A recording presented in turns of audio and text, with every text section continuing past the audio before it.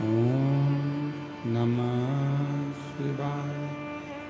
विश्वनाथ भगवान की जय। महान कालेश्वर भगवान की जय। ओमकारेश्वर भगवान की जय। दंतेश्वरी माता की जय। कुबरेश्वर महादेव की हर हर महादेव। हर हर महादेव। हर हर महादेव। काशी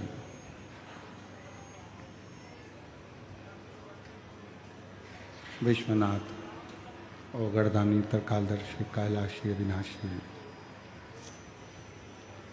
भगवान शिव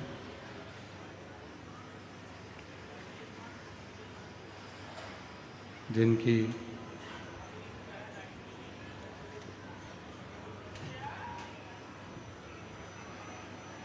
पुनित पावन पवित्र शिव महापुराण की कथा भगवान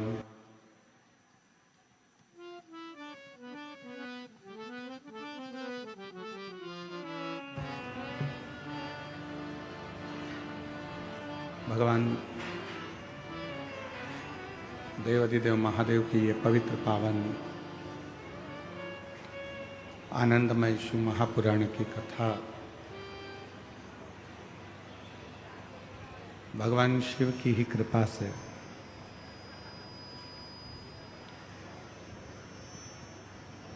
बस्तर क्षेत्र में दंतेवाड़ा के इस पवित्र पावन आनंदमय तीर्थ क्षेत्र में माँ दंतेश्वरी माता की कृपा से गिदम की पवित्र भूमि पर ये पावन शिव महापुराण की कथा श्रवण करने का सौभाग्य आपको और हमको प्राप्त हुआ है। संपूर्ण बस्तर क्षेत्रवासियों ने खूब शिव जी को 2 लोटा जल चढ़ाया होगा, जिसके फल स्वरूप ये कथा यहाँ पहुँची है।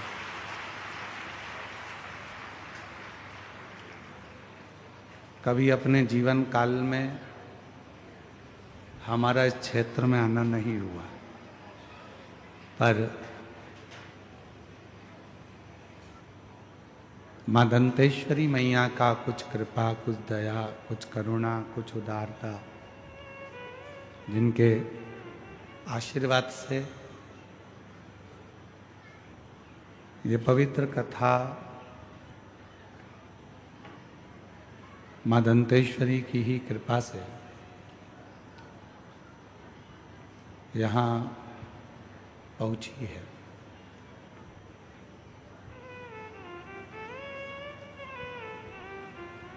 वो कहते हैं ना, कोई पिछले जन्म के अच्छे कर्म मुझे तेरा साथ मिला। कोई पिछले जन्म के अच्छे कर्म मुझे बाबा तेरा साथ मिला। जहाँ सारी दुनिया झुकती है, जहाँ सारी दुनिया झुकती है, मुझे वो आली दरबार मिला, दरबार मिला। कोई पिछले जन्म के अच्छे कर्म मुझे बाबा तेरा साथ मिला। कोई पिछले जन्म के अच्छे कर्म मुझे बाबा तेरा साथ मिला। कोई पूर्व का अच्छा कर्म होगा, कोई पूर्व का शिव की कृपा होगी, करुणा होगी, उनकी उदारता होगी, उनकी दया होगी, जो ये पवित्र पावन शिव महापुराण की कथा जिला दंतेवाड़ा के अंतर्गत माँ दंतेश्वरी की कृपा से इस पवित्र क्षेत्र बस्तर में पहुंची है। सभी बस्तर वासियों को मेरी ओर से दंडवत प्रणाम है। नमन करता हूं आप सभी के पवित्र चरणों को। उसका कारण एक है कि ये पूरा जो बस्तर है, ये पूरा बस्तर मेरे शंकर भगवान की आराधना का केंद्र बिंदु है।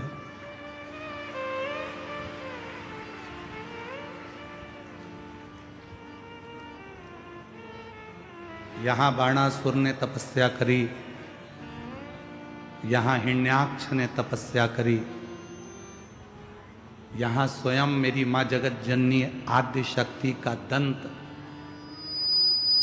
जो मेरे शिव को अति प्रिय था, वो दंत मेरे भगवान शंकर ने इस पवित्र बस्तर क्षेत्र में यहाँ गिराया।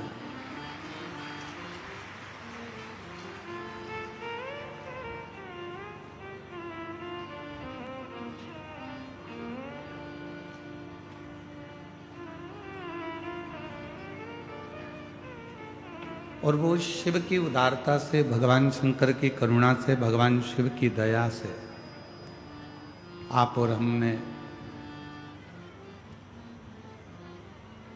ना जाने कौन सा पुण्य हमारे और आपके पूर्व जन्म का होगा जो इस पवित्र धरा पर बस्तर क्षेत्र में आपका जन्म हुआ।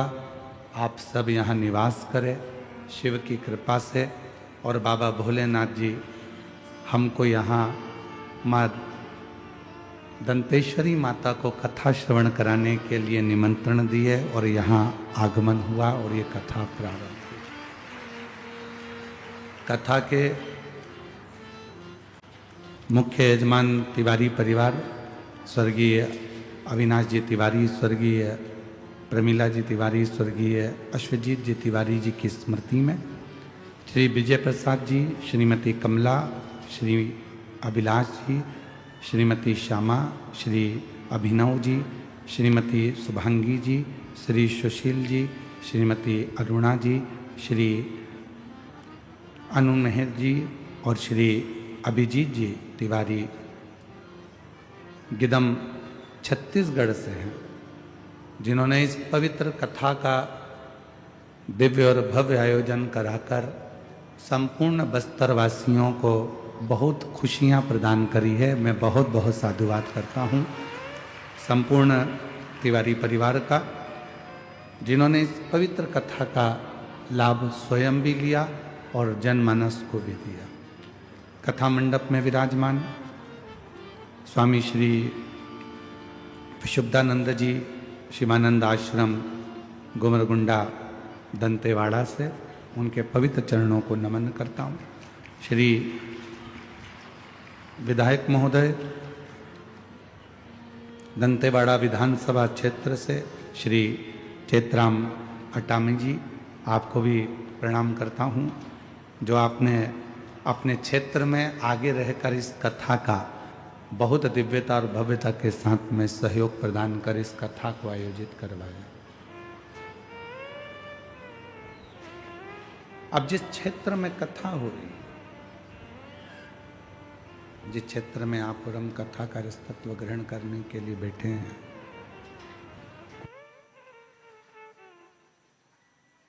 क्षेत्र में आप और हम कथा को श्रवण करने के लिए बैठे हैं, ये मां दंतेश्वरी का वो क्षेत्र है जहां माता की 52 शक्तिपीठों में से एक शक्तिपीठ विराजमान है।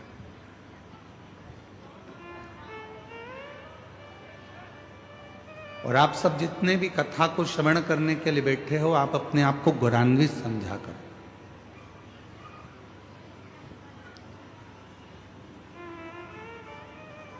आप अपने आप को गौरवान्वित समझो, अपने आप को गौरवान्वित मानो कि आपका जन्म कोई साधारण सी जगह पर नहीं हुआ, उस बस्तर क्षेत्र में हुआ है जिस बस्तर क्षेत्र में स्वयं शंकर भगवान कहीं ना कहीं किसी ना किसी रूप में विराजमान। वो कहीं ना कहीं किसी न किसी रूप में है, बैठे हैं।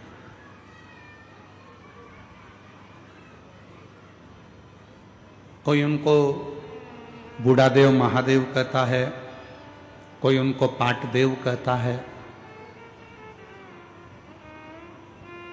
कोई उनको आंगादेव कहता है। जिसकी जो मर्जी हो, जिसका जो भाव हो, उस भाव से शिव को लोग पूछते हैं। शायद दुनिया में 2 पवित्र नदियां ऐसी हैं जिन नदियों के जल से शंकर भगवान का शिवलिंग प्रकट होता है।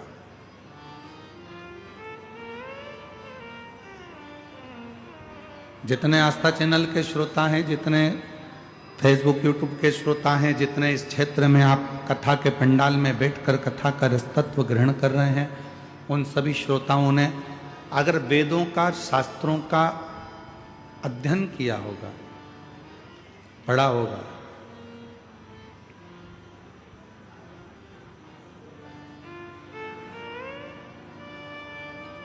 भारत की भूमि की वो 2 पवित्र नदियां जिन नदियों का जल से शंकर का शिवलिंग प्रकट होता है, एक मां नर्मदा और एक मां इंद्राणी, जो आपके बस्तर क्षेत्र में ही बहकर निकलती है। ऐसी पवित्र नदी इंद्राणी जिनके जल से स्वयं शंकर भगवान का शिवलिंग प्रकट होता, स्वयं।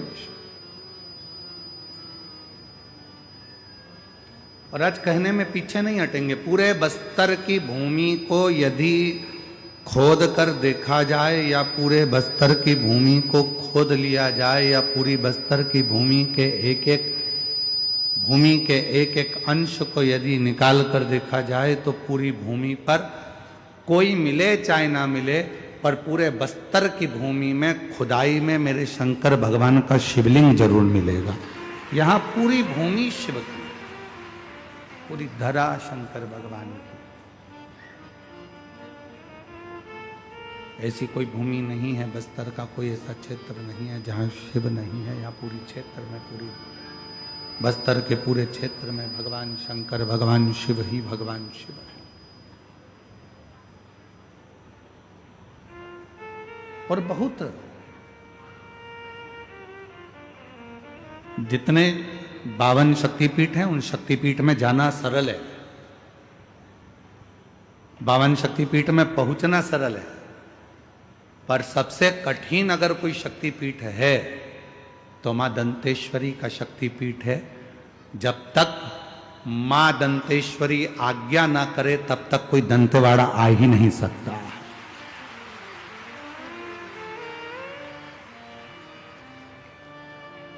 तो मेरा तिवारी परिवार से निवेदन है, अभी आप सोचना छोड़ देना कि कथा आप करा रहे हो, और ये भी मत सोचना, आप भी अगर कोई लगे हो कथा में, सेवा कर रहे हो, चाकरी कर रहे हो, आराधना कर रहे हो, साधना कर रहे हो, व्यवस्था कर रहे हो, तो आप भी छोड़ देना कि कथा हम करा रहे हैं, हम मेहनत कर रहे हैं, हम खड़े हुए हैं। ना ना ना ना, ये कथा स्वयं मां दंतेश्वरी करा रही हैं, और ये कथा की आयोजक भी वही हैं, और इस कथा को करने वाली भी, और कराने वाली और सुनने वाली भी वही, आप और हम नहीं। ये उसी की देन है, उसी की कृपा है, उसी की करुणा है, उसी की दया है, उसके सिवा कोई नहीं कर सकता। ये वही कर रही है। मां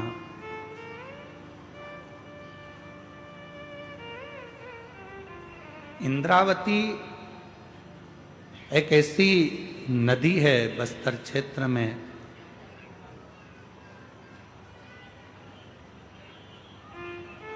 आप लोग तो आपके क्षेत्र की नदी को जानते ही होंगे, जिस नदी का जल पत्थर को भी शिवलिंग बना देता है, इंद्रावती। ये कोई शिव महापुराण की कथा कोई साधारण सी पुस्तक या साधारण सी कथा नहीं है जिसको आपने और हमने श्रवण कर लिया और अपना बस थोड़ा सा श्रवण करा, इस कान से सुना, इस कान से निकाल दिया, बचा कुचा था तो कपड़े में से झटकार कर कह दिया, कि हम तो सुनकर आ गए, ये वो कथा नहीं, इसको वो कथा नहीं कह सकते। भगवान शंकर की ये वो पवित्र कथा, भगवान शिव की ये वो पवित्र शिव महापुराण की कथा है।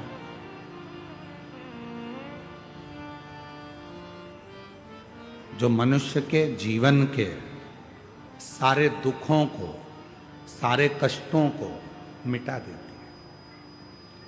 कथा पंडाल में अगर आप पहुंचे हो, कथा पंडाल में यदि कथा को श्रवण करने के लिए आप पहुंचे हो और कथा सुनने के लिए यदि आप पहुंचे हो, बैठे हो, तो याद रखना यहाँ से खाली नहीं जाओगे। भगवान देव अधिदेव महादेव आपकी झोली में कुछ ना कुछ देकर जरूर देंगे।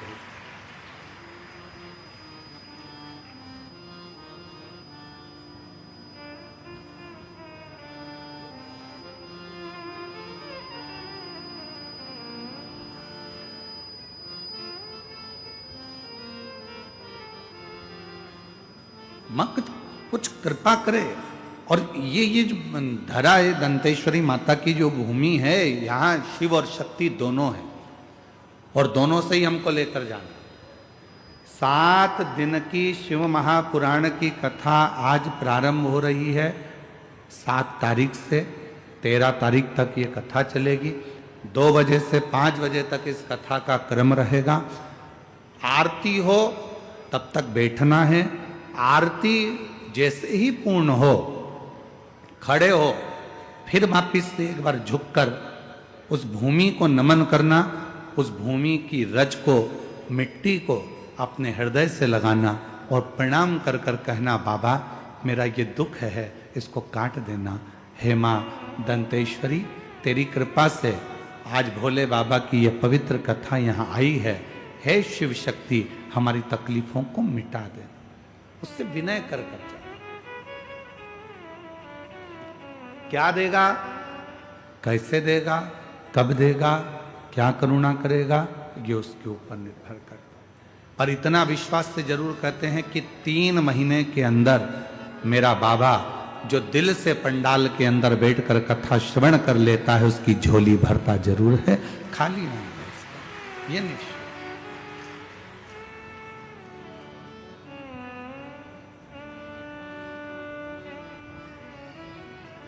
वो कहते हैं ना,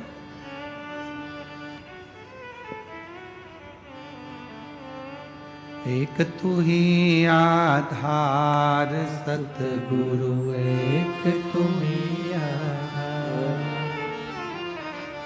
एक तू ही आधार सतगुरु, एक तू ही आधार। जब तक मिलो न तुम जीवन में, शांति कहाँ मिल सकती मन में। जब तक मिलो न तुम जीवन में, शांति कहाँ मिल सकती मन में। खोज लिया संसार सतगुरु, एक तुम ही आधार। खोज लिया संसार सतगुरु, एक तुम ही आधार। एक तुम ही आधार सतगुरु, एक तुम ही आधार। संसार सागर में कहीं पर भी खोज लो, शिव तत्व को पाने का सबसे सुंदर तरीका है शिव महापुराण की कथा। जब हम बैठते हैं,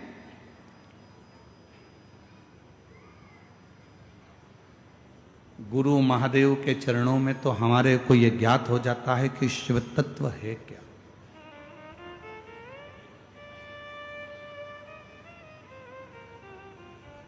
एक बहन जी ने या भाई जी ने एक पत्र लिखा, भी हमने उनका नाम नहीं पढ़ा है, ठीक है। पत्र में लगभग प्रश्न हैं 7, 16, 18 प्रश्न हैं। उनका नाम है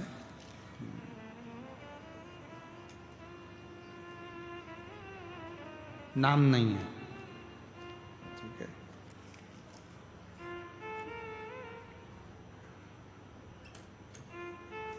इसमें नाम नहीं है, पर 18 प्रश्न हैं। जिनने भी लिखे होंगे वो बैठे होंगे, मैं उनको नमन करना चाहता हूँ। अगर कहीं बैठे हों तो उनको प्रणाम करता हूँ। कहीं पर बैठे हों तो हाथ हिला सकते हैं। 18 प्रश्न, और सभी प्रश्न बहुत सुंदर है। उसमें वो संकोच ना करें कि हमने पत्र लिख दिया है और गुरुजी उस पत्र पर कुछ बोलेंगे। ना ना, आपको प्रणाम है, आपके प्रश्न बहुत अच्छा है। उसमें एक प्रश्न आपने लिखा है, जब आयु 100 वर्ष की है, पत्र एलईडी पर दिख रहा है क्या? अच्छा, आप लोग एलईडी पर पत्र का प्रश्न नंबर है 4।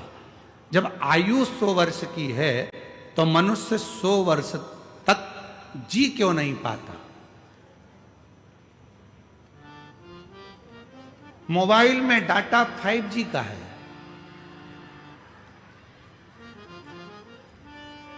अब चाहो तो तुम उसे 2 घंटे में खर्च कर दो, और चाहो तो पूरा 24 घंटा चला लो।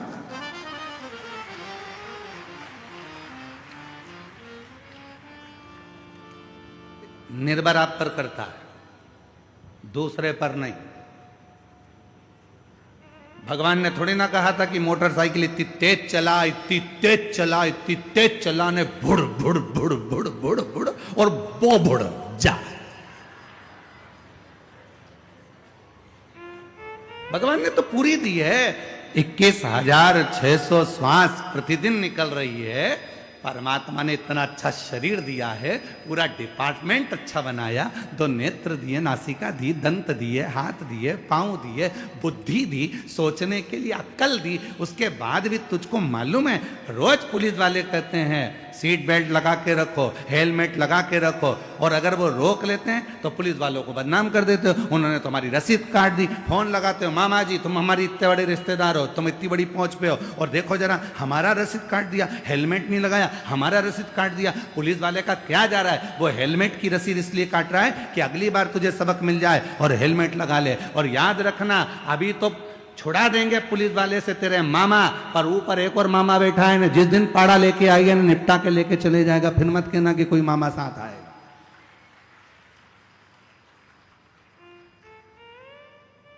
फिर मत कहना कि मामा साथ आया कि नहीं आया हो। शरीर उसने दिया है। उसने थोड़ी ना कहा कि तुम इतनी तेज भागो, कि गाड़ी चढ़ाओ, कि निपटी जाओ। उसने थोड़ी ना कहा कि तुम 4 व्हीलर गाड़ी को यूं घुमा, यूं घुमा, यूं घुमा, और रेस कर, न ट्रक के आगे जाना है, न पीछे जाना है, यहां जाना, वहां जाना, वो मालूम पड़े फिर एक दिन ऊपर जाना। ले, उसने थोड़ी ना।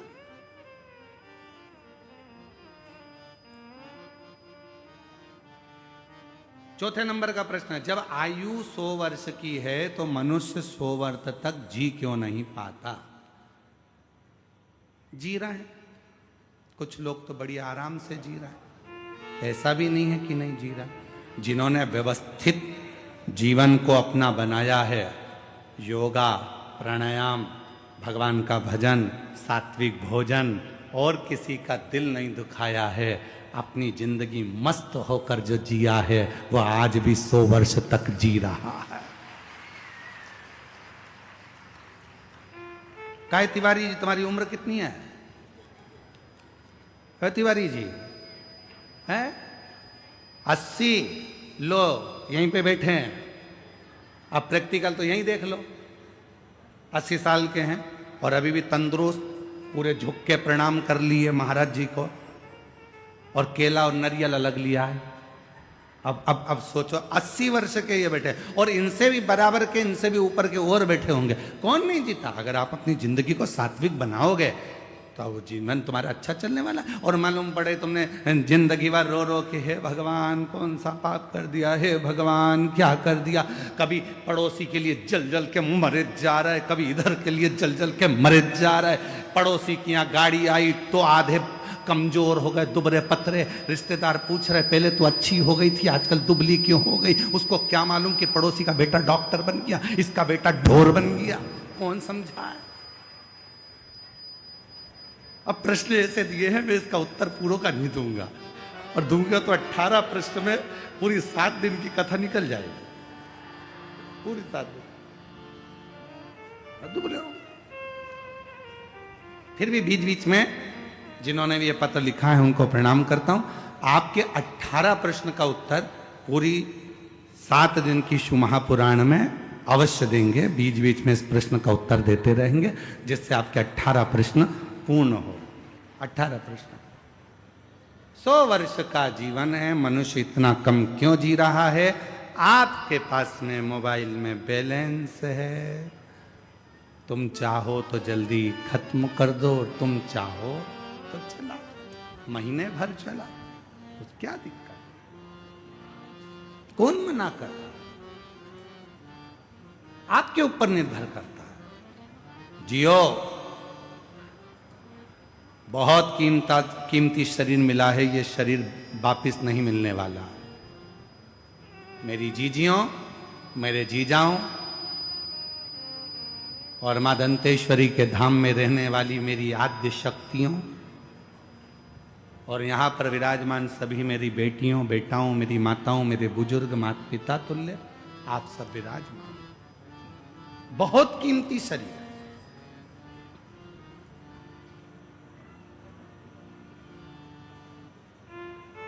अब इस मन को आप चाहे भजन में लगा दो, चाहे आप भोजन में लगा दो।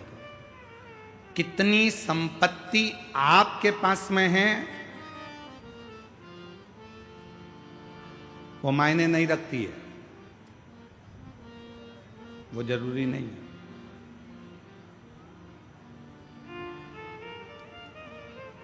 कितना पैसा तुम्हारे पास बढ़ गया वो मायने नहीं रखाता।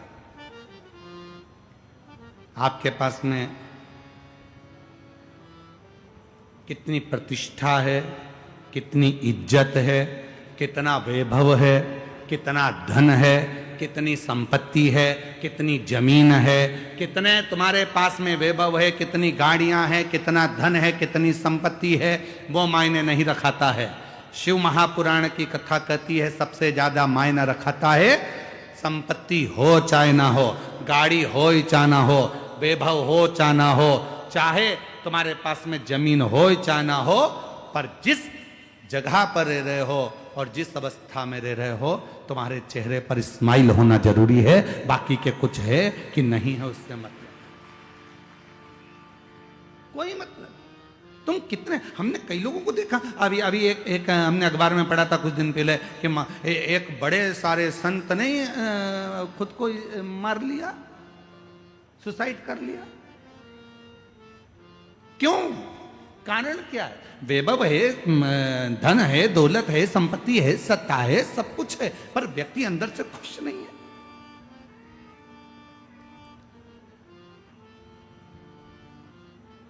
अभी शादियों का सीजन चल रहा है, पूरे देश में शादियां हो रही हैं। हमें उम्मीद है कि तुम्हारे छत्तीसगढ़ में भी खूब शादियां हो रही होंगी, शादी के गार्डन फुल चल रहे होंगे। बोलो तो सही है कि गलत है? अरे जम के तो बोलो। खूब जोरदार माल निपटा रहे हो गए अभी तो तुम, गुलाब जामुन, गाजर का हलवा और खूब जोरदार ने अच्छे अच्छे आइटम, खूब जोरदार ठेहुआ, टीका, सब बढ़िया बढ़िया खा रहे होगे। पानी पतासा, छम्मक, लड्डू सब निपटा रहे होगे। शादियों का सीजन चल रहा है। लड़की को विदा करते हैं तो बेचारे दूल्हे से बार बार आकर कहते हैं हमारी बेटी को खुश रखना, हमारी बेटी को खुश रखना, हमारी बेटी को खुश रखना। फिर बच्चा भी हो जाए तो लोग कहने लगते हैं बेटी और बच्चे को खुश रखना, बेटी को खुश रखना। पूरे शादी में एक ऐसा नहीं मिला जो दूल्हे से जाकर कह दे भैया अब तुम्हारी शादी हो रही है, थोड़े खुश रह लेना, थोड़े से खुश रह, तुम्हारी शादी हो रही है, अब तुम्हारे चेहरे पर खुशी होना चाहिए। क्यों? पत्नी को जब खुश रख सकते हो जब तुम खुश रहोगे, बच्चों को तब खुश रख सकते हो जब तुम खुश रहोगे, और माता पिता को जब खुश रख सकते हो जब तुम खुश होगे। मालूम पड़े खुद का मुंह भगोने जैसा हो गया, शादी के बाद ऐसे हो गए जैसे बिना मांजा हुआ तवा। कितना ही मांज लो उसको हमेशा काला की काला ही रहता है। उसी तरह कितना भी शादी के बाद व्यक्ति को हंसाने का प्रयास कर लो, कितनी भी खुशी मिल जाए, पर वो बेचारा ऐसा रहता है जैसे। खुश रहो, मस्त जिंदगी जियो, दोबारा नहीं मिलना है। बड़ी मुश्किल से शिव महापुराण की कथा चलकर दंतेवाड़ा में आई है। बड़ी मुश्किल से चलकर मां दंतेश्वरी की कृपा से ये शिव महापुराण की कथा यहां तक पहुंची है। दोबारा नहीं होना है। मां दंतेश्वरी की कृपा से मिली है तो उसको स्वीकार कर कर अपनी जिंदगी को सार्थक बना लो। ये जीवन फिर नहीं मिलना है। मिल गया, बड़ी मुश्किल से प्राप्त हुआ है, इसको अच्छे से जियो, अच्छे से जियो। और गुरु करते क्या है? गुरु अपने जीवन में बस एक ही चीज सिखाते हैं, एक ही चीज, मिलते ना जो सतगुरु हमको। अगर इस संसार में अगर गुरु ना मिलते तो हम कैसे जान पाते? जब तक मिलो न तुम जीवन में, शांति कहाँ मिल सकती मन में। जब तक मिलो न तुम जीवन में, शांति कहाँ मिल सकती मन में। और खोज लिया संसार सदगुरु, एक तुम्ही आधार। खोज तेरा संसार सतगुरु, एक तुम्ही आधार। एक तुम्ही आधार सतगुरु, एक तुम्ही आधार। हमने पूरी दुनिया खोज ली और भीतर की शांति को नहीं खोज पाए। मेरे देव अधिदेव महादेवों ने दुनिया के लोगों को क्या दिया? मेरे शंकर भगवान ने एक लोटे जल से प्रसन्न होकर क्या दिया? मेरे देव अधिदेव महादेव ने दुनिया के लोगों को क्या दिया? तो कोई तुमसे पूछे तो कह देना, एक लोटा जल चढ़ाने वाले के हृदय में शंकर भगवान सबसे पहले शांति देते हैं, धीरज देते हैं, आनंद देते हैं कि तू अपनी जिंदगी को आनंद में जीना, खुशियों में जीना प्रारंभ कर दे। आनंद।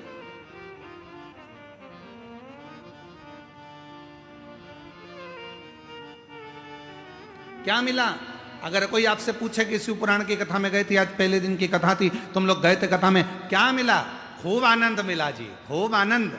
और हमने सुना है कि बाबा सुनता है। हाँ, हमने भी सुना है सुनता है, पर 7 दिन की कथा में जब हम बैठेंगे, श्रवण करेंगे, झोली पसार कर जब बाबा से अपने दिल की बात कहेंगे, तो मैंने सुना है 3 महीने में पूर्ण कर देता है, वो झोली जरूर भर देता है, वो भरेगा जरूर, उसका इंतजार करेगा।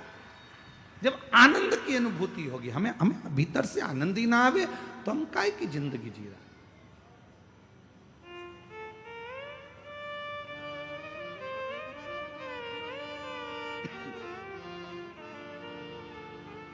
चेहरे की रौनक बता देती है कि आपके घर में आप खुश हैं कि नहीं। आपके घर का भोजन बता देता है कि आपके घर में प्रसन्नता कितनी है। आपके घर के बोलने का तरीका बता देता है कि आपके घर में आनंद कितना है, प्रसन्नता कितनी, आनंद कितना है, खुशी कितनी है, ये बता देता है। महाराज,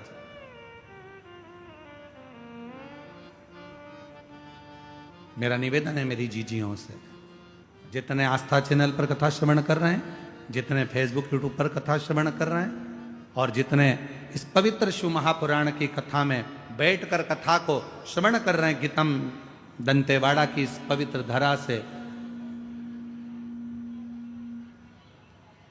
गीतम दंतेवाड़ा की पवित्र धरा से उन सभी से निवेदन करूं, अपने घर के लोगों को कहना चालू कर दो, अपने घर के रहने वालों से एक बात कहना चालू कर दो कि हमारे यहाँ धन आए ना आए, हमारे यहाँ वैभव आए ना आए, हमारे यहाँ सत्ता बढ़े ना बढ़े, हमारे यहाँ जमीन बढ़े ना बढ़े, पर हमारे घर में खुशियाँ बढ़ना चाहिए, प्रसन्नता बढ़ना चाहिए, और हमारे जीवन का आनंद बढ़ना चाहिए।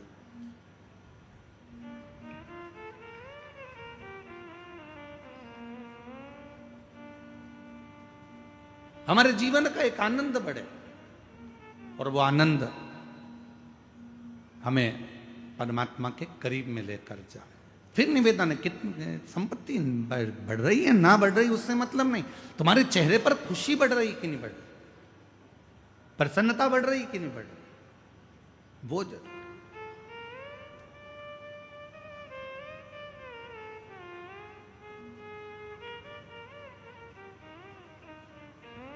शिव कथा कह रही है, भगवान शंकर का पवित्र चरित्र कह रहा है, शिव महापुराण की कथा कह रही है, भगवान देवादिदेव महादेव का पवित्र चरित्र कह रहा है कि एक देवराज नाम का ब्राह्मण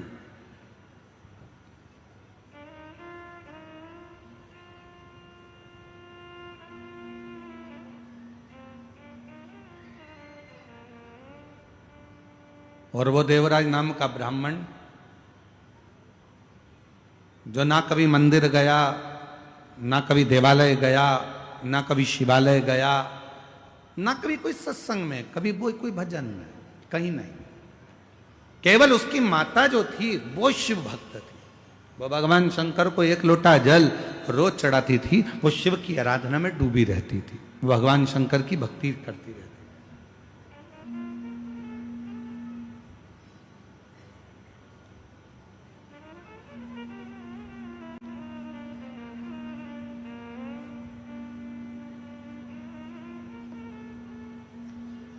भगवान देवादिदेव महादेव की आराधना में वो लगी रहती थी। देवराज नामक का ब्राह्मण जिसका परिवार अच्छा था, घर में सब कुछ था, पत्नी भी अच्छी थी, बच्चे भी अच्छे थे, सारा परिवार ठीक था, बस एक काम गलत कर बैठा, एक पर स्त्री के संपर्क में आ गया। और हमने पहले भी कथा में काज फिर कहते हैं, पराई नारी और पराया धन जिंदगी को बर्बाद कर देता।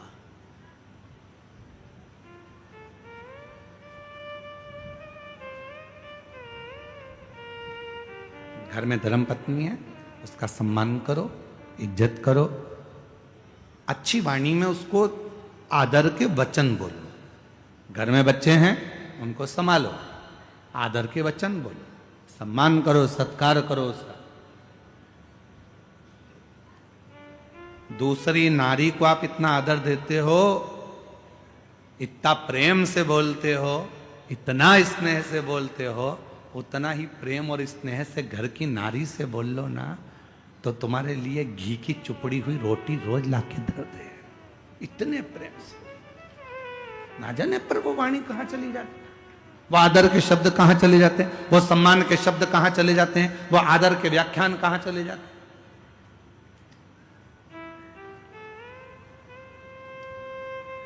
सीखो, मेरे देवादिदेव महादेव से सीखो, मेरे शंकर भगवान से सीखो।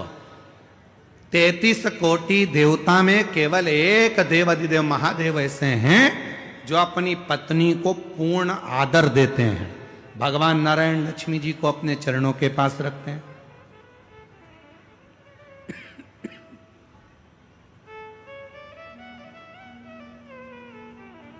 ब्रह्मदेव माता ब्रह्माणी को अपने करीब में रखते हैं।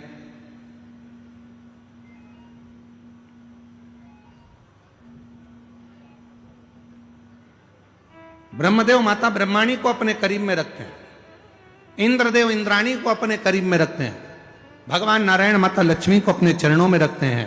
पर देवादिदेव महादेव भगवान शंकर, अगर जमीन पर भगवान शिव बैठे हैं, भगवान शंकर का शिवलिंग अगर भूमि पर है, तो मेरे देवादिदेव महादेव माता पार्वती को ऊंचे स्थान पर रखते हैं कि तू मुझसे ऊंची बैठना, मैं तो जहां हूं वो ठीक है। एक नारी का आदर क्या हो सकता है, एक नारी का सम्मान क्या हो सकता है, एक नारी का सत्कार कैसा होना चाहिए, एक नारी का आदर कैसा होना चाहिए, एक नारी का आदर सम्मान सत्कार कैसा होना चाहिए, ये देवादिदेव महादेव बताते। ये भगवान शंकर आदर कैसा। लोग कहते हैं कि सबसे ज्यादा प्रेम इन देवता ने करा, कोई कहता है कि भगवान ने इन देवता ने प्रेम करा, कोई कहते हैं उन देवता ने प्रेम करा। पर कभी कभी अंदाजा लगाकर बैठिएगा, शिव जैसा प्रेम कोई नहीं कर सकता, शंकर जी जैसा प्रेम कोई नहीं कर सकता, भगवान शंकर जैसा स्नेह नहीं कर सकता। कौन देवता होगा जिनकी धर्म पत्नी अपने प्राणों को त्याग दी और माता सती को कंधे पर रखकर, माता सती को कंधे पर धारण कर कर भगवान शंकर ने तांडव मचाना, भगवान शिव ने तांडव मचाना प्रारंभ करा। कौन देव हो जो शव है सती, शव को कंधे पर लेकर भगवान देवादिदेव महादेव ने तांडव रच दिया। इतना प्रेम, इतना प्रेम। ब्रह्मा जी ने कह दिया है भगवान देवादिदेव महादेव से, सुनो भोलेनाथ, तुम्हारी धर्म पत्नी सती के शरीर के टुकड़े हो गए हैं और ये 52 शक्तिपीठों का निर्माण हो गया है।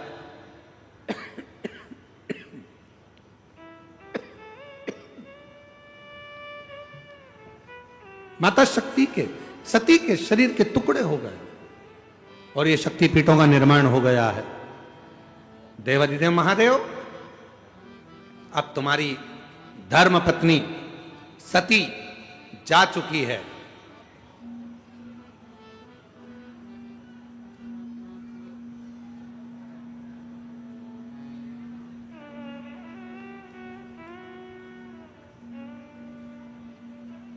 अब माता सती जा चुकी है।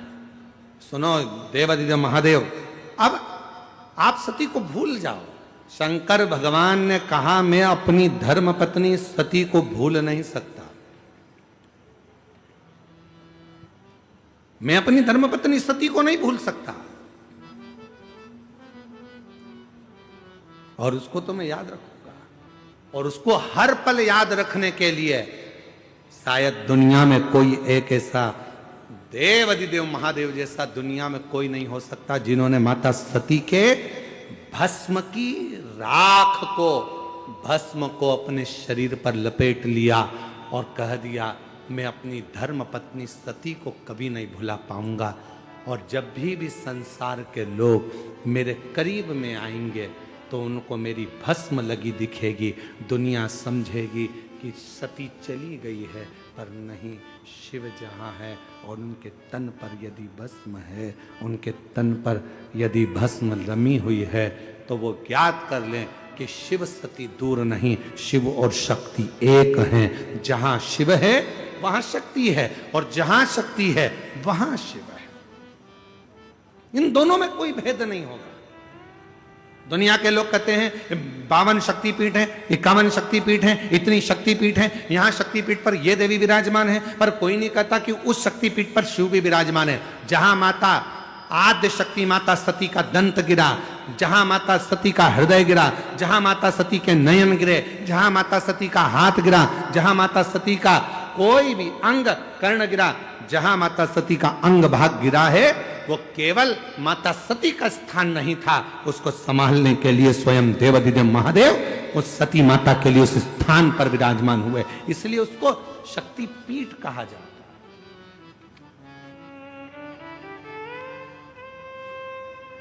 शक्ति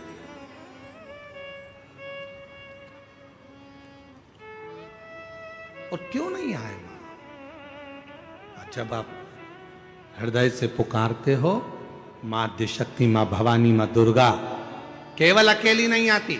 लोग कहते हैं नवरात्रि में 9 दिन तक माता की जोत लगाओ, देवी जी की जोत जल रही है। लोग कहते हैं कि नवरात्रि में माता जी की जोत लगाओ, केवल ज्योति जल रही है। ना ना, हम माता के मंदिर में, हम अपने घर के अंदर देवी की जोत क्यों जलाते हैं? उसका कारण एक होता है कि माता तो मूर्ति के रूप में विराजमान है, माता तो जवारे के रूप में विराजमान है, माता तो स्वरूप के रूप में विराजमान है, माता तो फोटो के रूप में विराजमान है। पर जोत जगाने का मतलब यह होता है कि जो ज्योति है वो शंकर का प्रतिबिंब स्वरूप है। और मां के सामने जब ज्योत जलाई जाती है तो शिव और शक्ति उसी स्थान पर आकर विराजमान हो जाते हैं, जिसको ज्योतिर्लिंग का प्रतिबिंब स्वरूप भी कहा जाता है। शिव और शक्ति दोनों विराजमान, दोनों।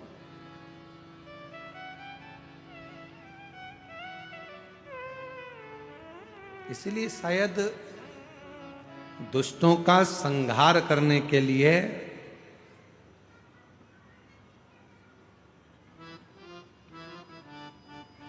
मां प्रकट जरूर। लोग कहते हैं कि अकेली है, नहीं, अकेली अकेली नहीं। एक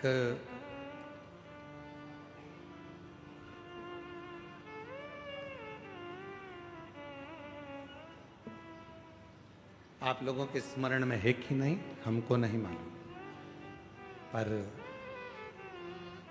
2 माता ऐसी है दो जगत जननी ऐसी है कि दुनिया का कोई भी व्यक्ति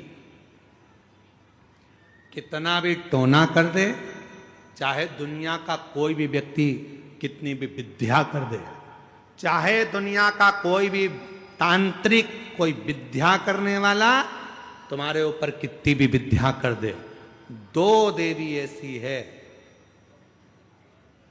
जो उस टोना को, उस विद्या को पलट देती है।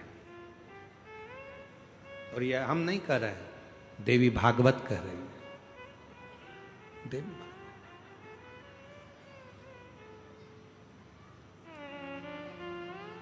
काली पुराण में भी इसका वर्णन आता है, देवी भागवत में भी इसका वर्णन आता है।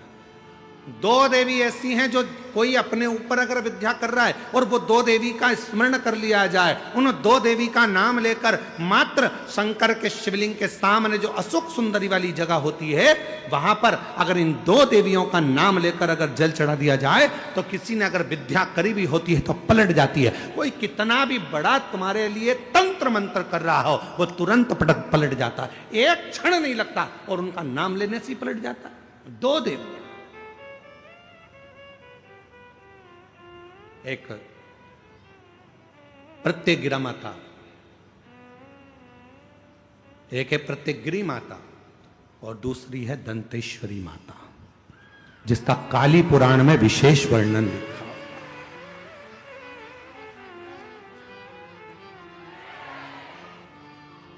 जिसका देवी भागवत में वर्णन आता है। और महाराज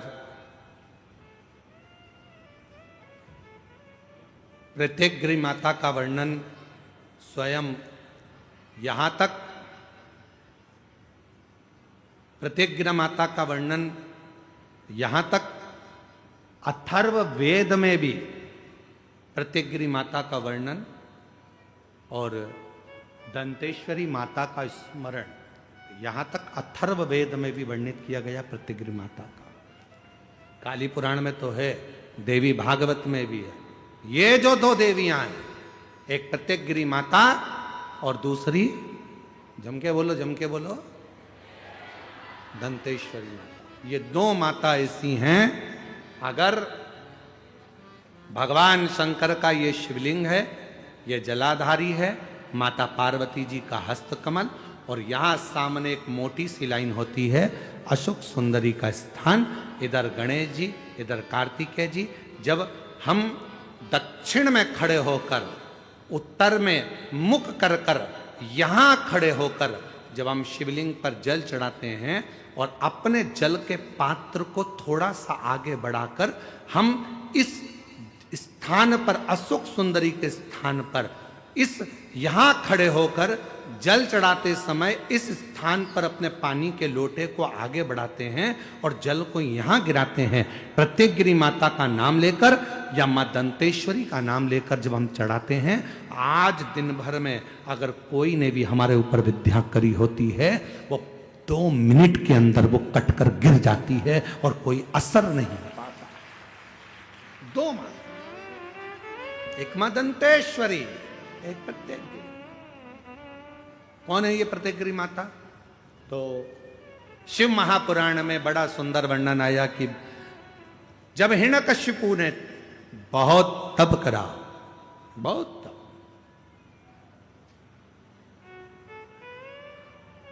बहुत तप,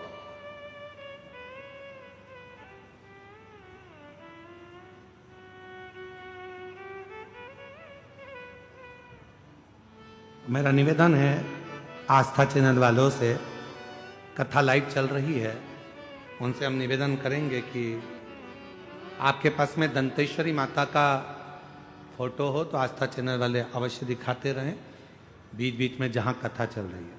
और प्रत्यगिरी माता का अगर फोटो हो तो सिंह का मुंह होगा माँ का, स्त्री का शरीर होगा माँ का, और बड़े बड़े दंत होंगे उनके, प्रत्यगिरी माता के। अगर वो भी चित्र हो तो अवश्य जहाँ कथा चल रही है तो लोगों को मालूम पड़े कि प्रत्यगिरी माता कौन सी है, दंतेश्वरी माता कौन सी है, उनका स्वरूप का दर्शन अवश्य करें।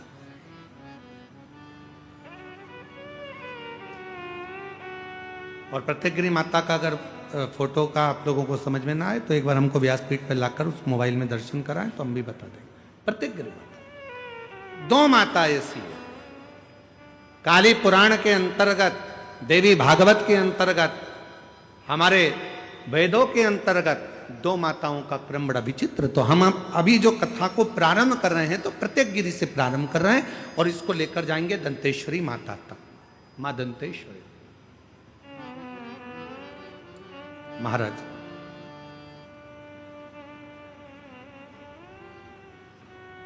हिरण्यकशिपु ने तप किया, वर मांगा भगवान से, वर प्राप्त किया। ना नीचे मरूं, ना ऊपर मरूं, ना अंदर मरूं, ना बाहर मरूं, ना अस्त्र से मरूं, ना शस्त्र से मरूं। एक प्रत्येक माता का मोबाइल पर निकाल लीजिए।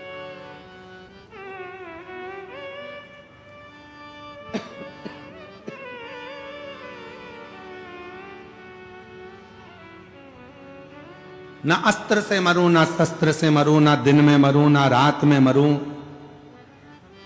ना नर से मरूं, ना पशु से मरूं,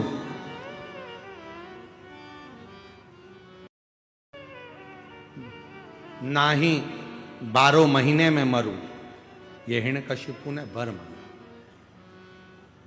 वर दिया तथास्तु, ठीक है। और वो वर मिल गया। हिरण्यकशिपु बड़े बहुत प्रबल हो गए। ऐसा वर प्राप्त हो गया कि अब मेरे प्राण नहीं छूटेंगे। ऐसा वर मिल गया मुझको कि अब मैं मरूंगा नहीं। खूब खूब उत्पात हिरण्यकशिपु ने मचाया। घर आया तो पता चला कि मेरी धर्म पत्नी के गर्भ से एक बेटे ने जन्म लिया है जिसका नाम प्रहलाद है, जिसका नाम प्रहलाद का जन्म। हाँ, और वो भी देवऋषि नारद के घर में कुटिया में हुआ है प्रहलाद।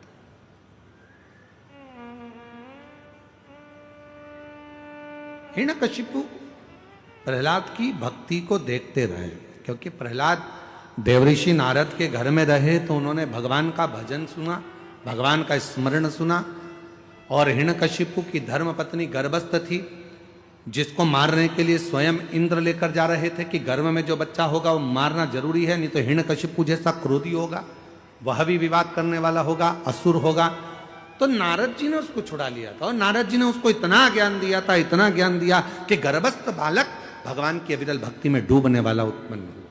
इसलिए हमारे पुराने समय की माताएं कहती हैं कि गर्भ में जब बच्चा रहे उस समय पर रामायण गीता का स्मरण करना चाहिए, गर्भवती नारी को भगवान का भजन करना चाहिए, गर्भवती नारी को भगवत स्मरण करना चाहिए, गर्भवती नारी को भगवान को जल चढ़ाना चाहिए, गर्भवती नारी को अच्छे अच्छे पुराण वेद और शास्त्र श्रवण भी करे और पढ़े भी। पर आज के जमाने में जैसे गर्भ ठेरता है डॉक्टर कह देते हैं बेड रेस्ट, पलंग पर पड़ी रहो दिन भर।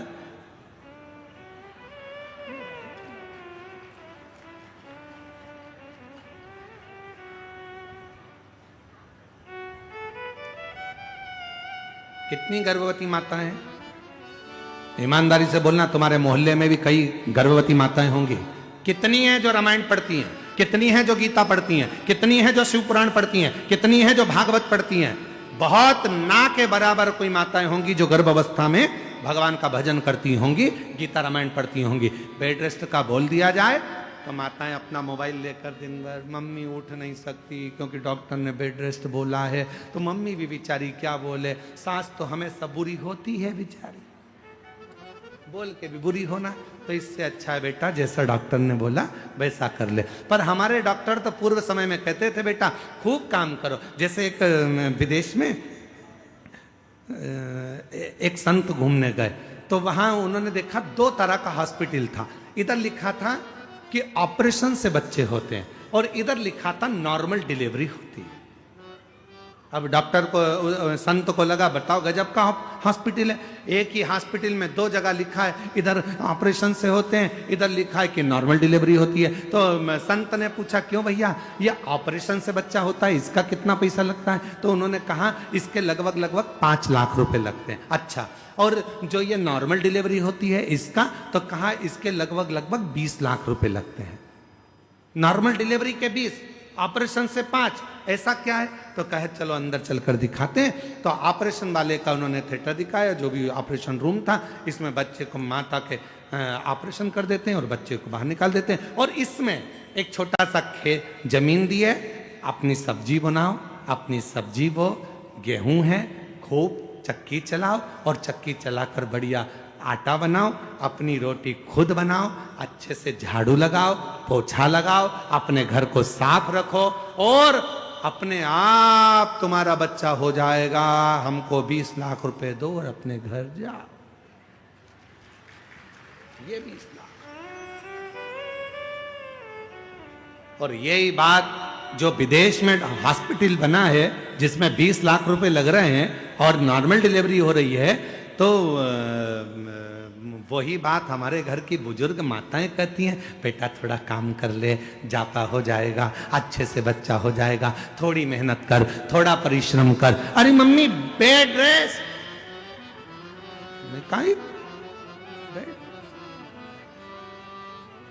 तो माँ ने कहा अच्छा ठीक है बेड रेस्ट ले, तो थोड़ी रामायण पढ़ ले।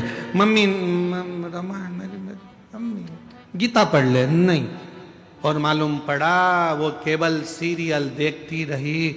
ऐसा कोई सीरियल नहीं बना जिस सीरियल में कहीं का रोता नहीं मिला। तुम पूरे एक एक नाटक निकाल के देख लो, कहीं की ना कहीं की 24 घंटे रोती मिले। पूरे नाटक कहीं की ना कहीं की रोती मिलेगी। कहीं सास रोएगी, कहीं बहू रोएगी, कहीं ये रोएगा, कहीं वो रोएगा। पूरे नाटक में दर्द भरे सीन ही दिखते हैं। इसलिए औलाद भी जो पैदा होती है आज के जमाने में की, वो भी नाटक कंपनी पैदा होती है। नाटक गोदी में रखोगे तो चुप, गोदी से नीचे उतारोगे तो पे पे करे। इतने में तो सास भी चिल्ला के कह दे हमारी भी 4 औलाद थी री बहू, खिला देते, पिला देते, पटक देते, खेलते रहते, पर तेरी औलाद धाई भगवान जाने ना जाने कहां से आई। ऐसी औलाद सवार ही नहीं। लोग भी तो पहले नियम था। अब हिरण्यकशिपु की धर्मपत्नी को लेकर चले गए देव ऋषि नारद, और उन्होंने जो उपदेश दिया, हिरण्यकशिपु की पत्नी को समझाना प्रारंभ किया, ज्ञान उपदेश देना प्रारंभ करे और भगवान के भजन गाना जो प्रारंभ करे। तो गर्भ में जो बालक था, जन्म लेते ही उसने आह्लाद किया, भगवान के नाम का वर्णन किया, तो उसका नाम प्रहलाद हो गया। प्रहलाद अब वो भी भगवत भजन में लग गया, वो भी भगवत स्मरण में लग गया, भक्ति में डूब गया।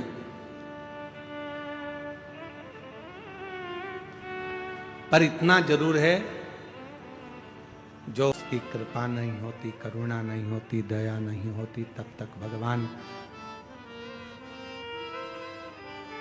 केवल आपके विश्वास पर, आपके भरोसे पर शिव है। भरोसा है शंकर जी, भरोसा नहीं है शिव है। विश्वास है तो परमात्मा है, और विश्वास नहीं है तो परमात्मा भी नहीं। विश्वास है तो परमात्मा।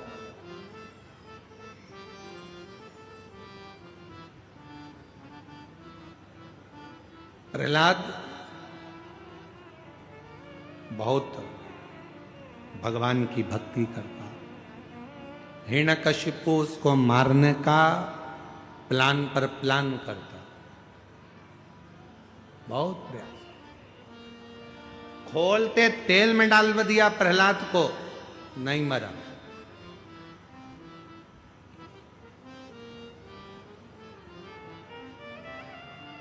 पहाड़ से नीचे पटकवा दिया, नहीं मरा, प्राण नहीं छूटा। अपनी बहन से कह दिया, क्या नाम था प्रहलाद की बुआ का। जम के बोलो, जम के। होलिका, होलिका नहीं था, नाम था डूंडा। क्या नाम था? डूंडा। इसलिए आज भी होली में मोटे मोटे लकड़ी के डूंड जलाए जाते हैं। होलिका कैसे पड़ा? होली का नाम पड़ा कैसे? डूंडा नाम था।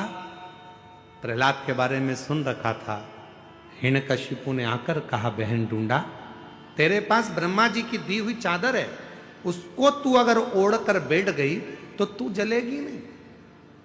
एक काम कर, प्रहलाद को गोदी में लेकर बैठ जा, और जब बैठेगी आग चारों तरफ से लगेगी, तेरे ऊपर चादर रहेगी, तू बच जाएगी और प्रहलाद जल जाएगा।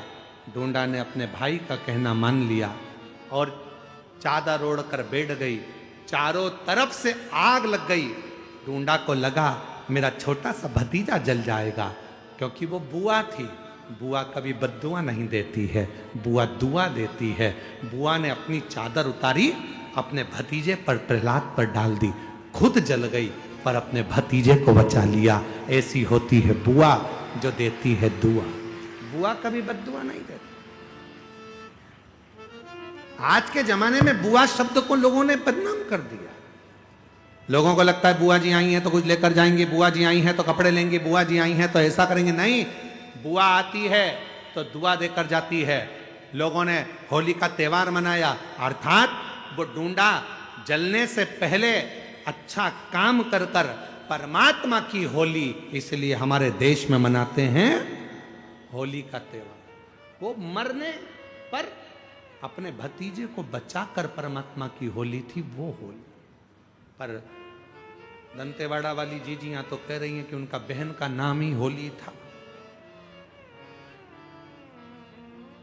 बालक को अति प्रेम से अंकलिया बैठाए और डूंडा बैठी अग्नि में आपा लिया मिटाए। डूंडा अग्नि में बैठकर अपने आप को मिटा ली पर अपने भतीजे को बचा लिया। 14 साल के बाद हुआ। एक बार जोरदार ताली।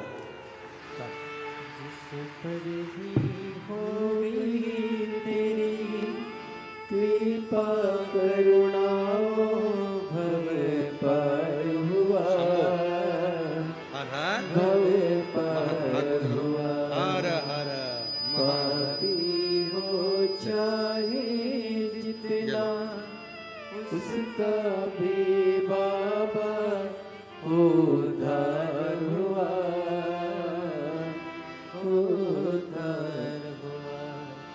विद्या गणिका जैसे तेरे मन को। जोरदार ताली बजाइए। 14 वर्ष के बाद बाबा ने हम पर कर दो जरा, हम पर कर दो।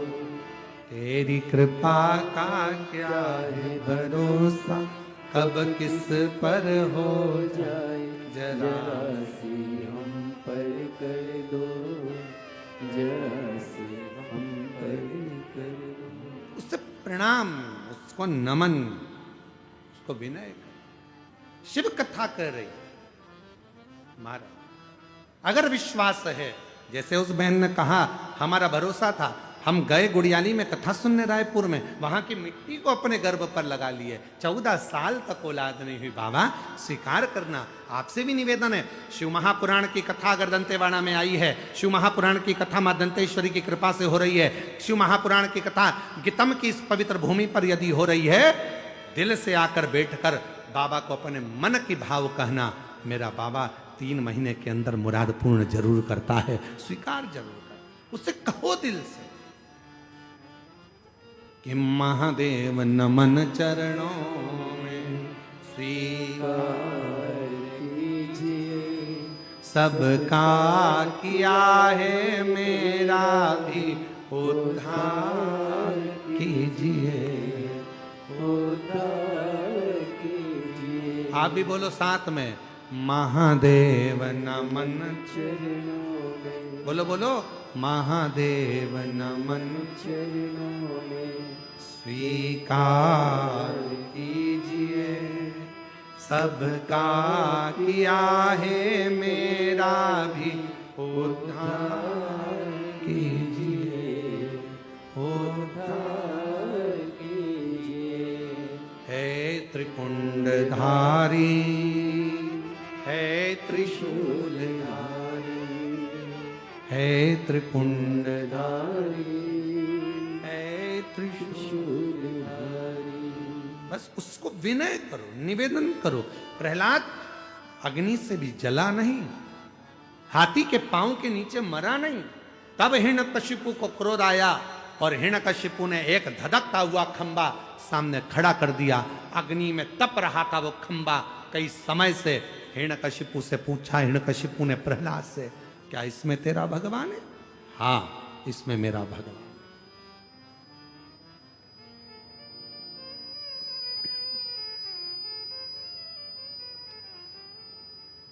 इसमें भगवान है? हाँ। इस खंबे में तेरा भगवान है? हाँ। अगर खंबे में भगवान है, लग जा गले। प्रहलाद ने देखा कि बहुत अग्नि का खंबा है, तो भी भगवान का नाम लेकर प्रहलाद खंबे से गले लग गया। हिरण्यकशिपु को क्रोध आया तो गदा का प्रहार खंबे पर करने लगा और उसी में से नरसिंह भगवान प्रकट हो गए। नरसिंह भगवान, ये कथा तो आप लोग सुने। क्रोध आया नरसिंह भगवान को, हिरण्यकशिपु के उदर को फाड़ दिया, आंतों को निकाल लिया, गले में धारण कर लिया। क्रोध,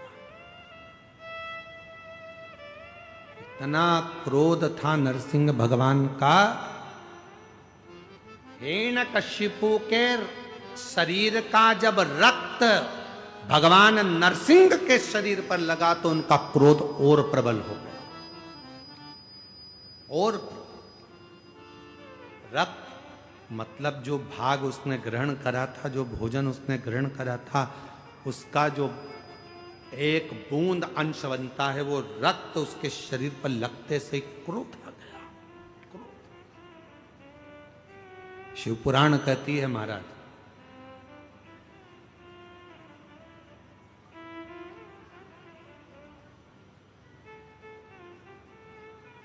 जैसा खाया अन्न, बोलो बोलो जम के बोलो, वैसा हो गया मन।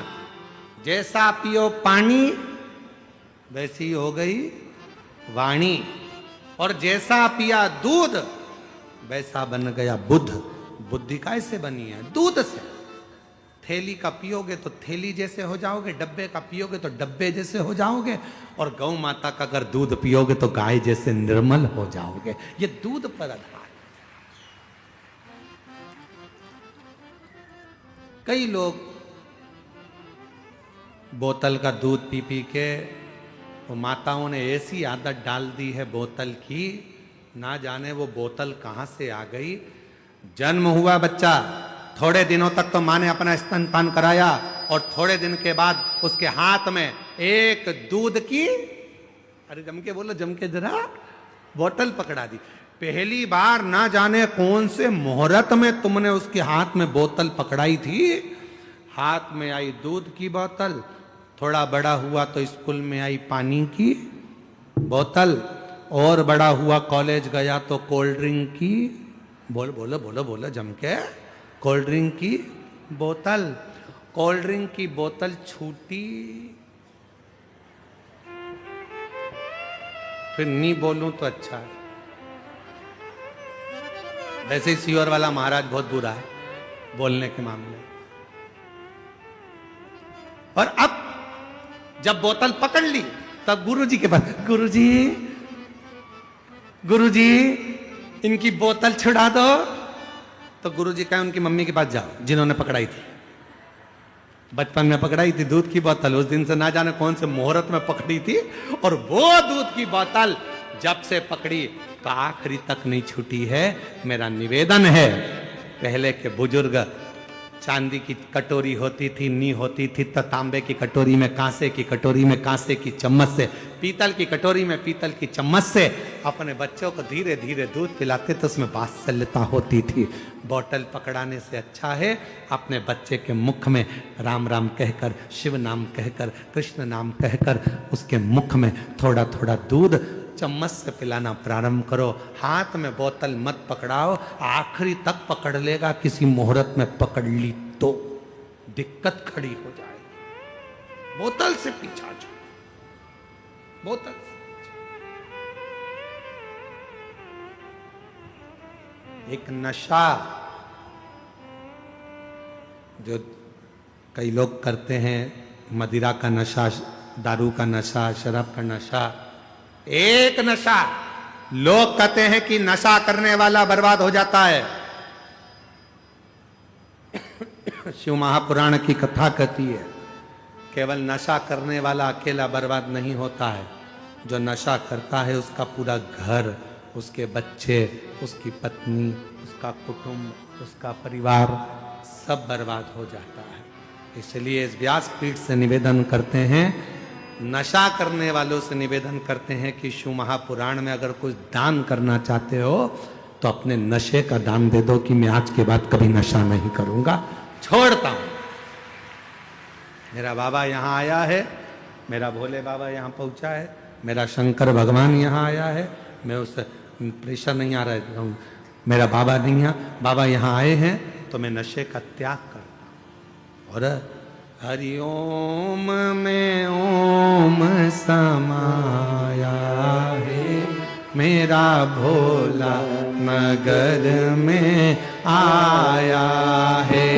हरिओम में ओम समाया है, मेरा भोला नगर में आया। ढोलक तबले इनकी आवाज नहीं आ रही है माता।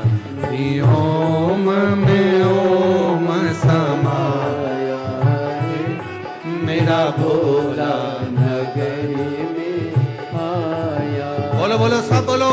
हरिओम में ओम समाया है, मेरा भोला नगर में आया है। मेरा भोला नगर में आया है, मेरा भोला नगर में आया है।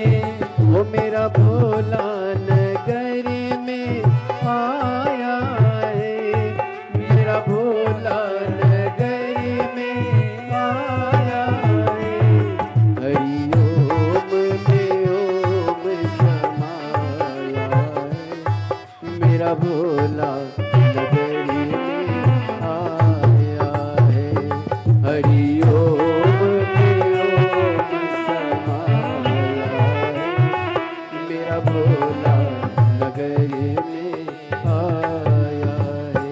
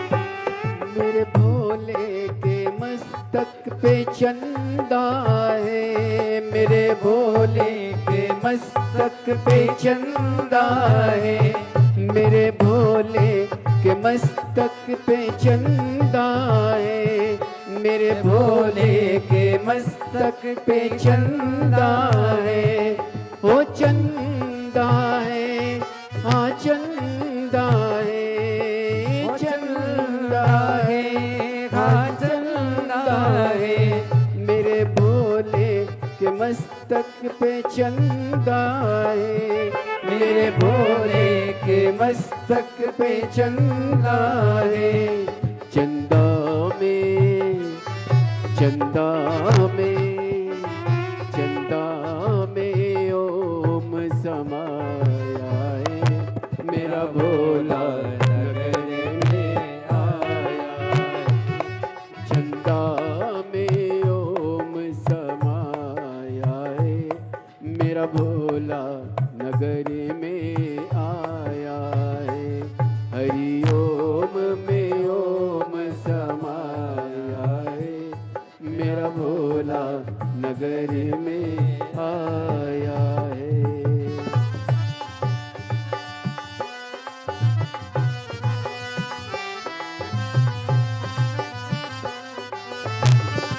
शंभो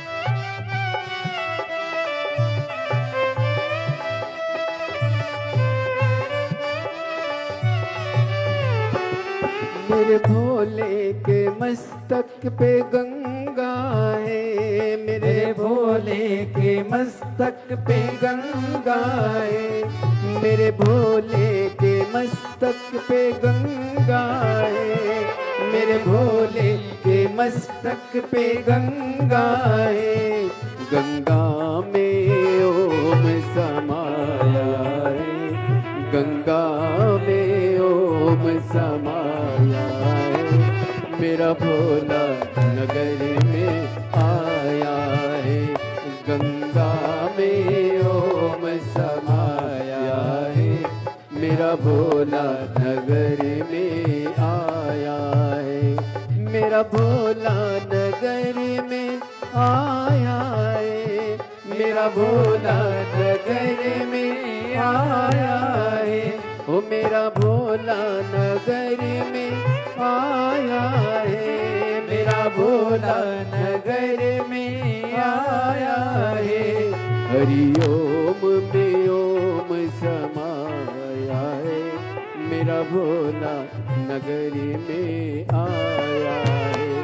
हरिओम में ओम समाया है, मेरा भोला नगरी में आया है।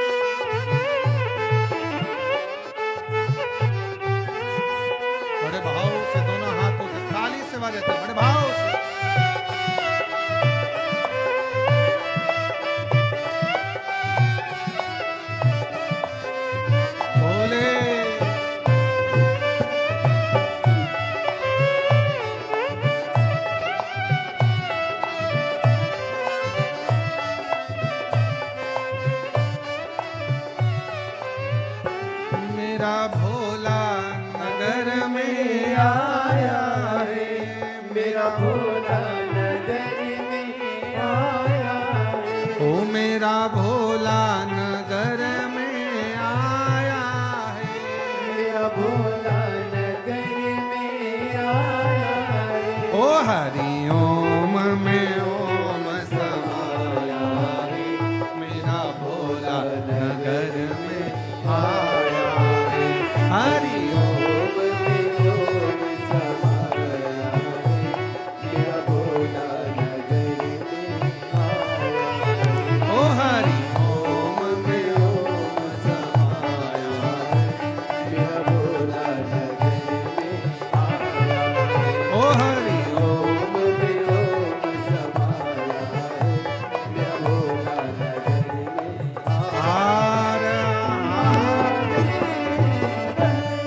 अपने स्थान पर बैठकर भगवान देवाधिदेव महादेव से प्रार्थना करिए, विनय करिए, भाव से बाबा को विनती करिए। जहाँ जगह मिले वहाँ बैठकर बाबा को अपने मन का भाव कहिए, हृदय से प्रार्थना करिए।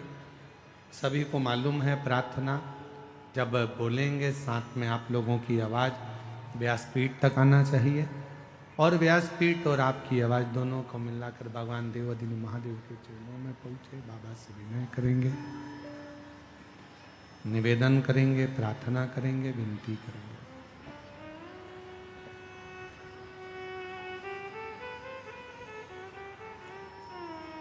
दिल से बाबा को प्रार्थना करिएगा।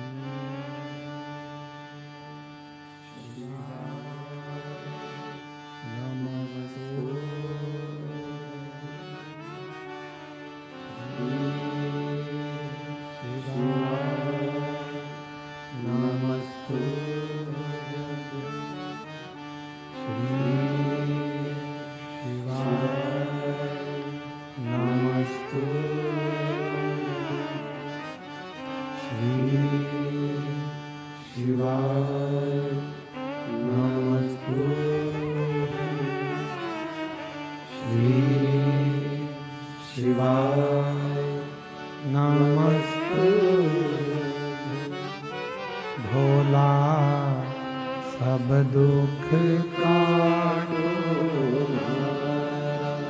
ओ भोला सब दुख काटो शंकर जप तेरी माला भोले बाबा जप तेरी माला भोला सब दुख काटो ओ भोला सब दुख काटो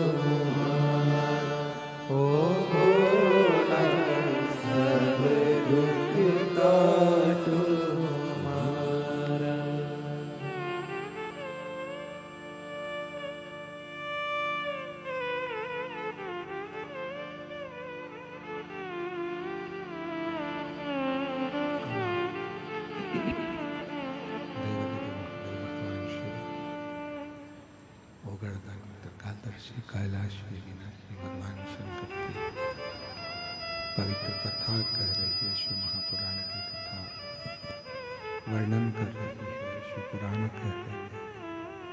भगवान देवाधिदेव महादेव भगवान शंकर त्रिकालदर्शी कैलाशी विनाशी भगवान शंकर की कथा नरसिंह भगवान का प्राकट्य हुआ।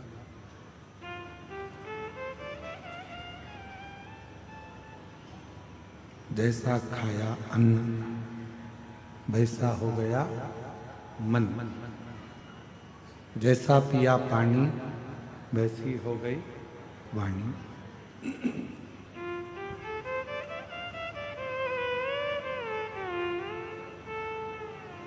हिरण्यकशिपु के शरीर का रक्त नरसिंह भगवान के शरीर को लग गया तो क्रोध और तीव्र हो। किसी के घर का यदि भोजन ग्रहण कर रहे हो तो पहले विचार करना कि वो भोजन हमें फलित होगा कि नहीं। भोजन बनाने वाले का भाव भी शुद्ध है कि नहीं।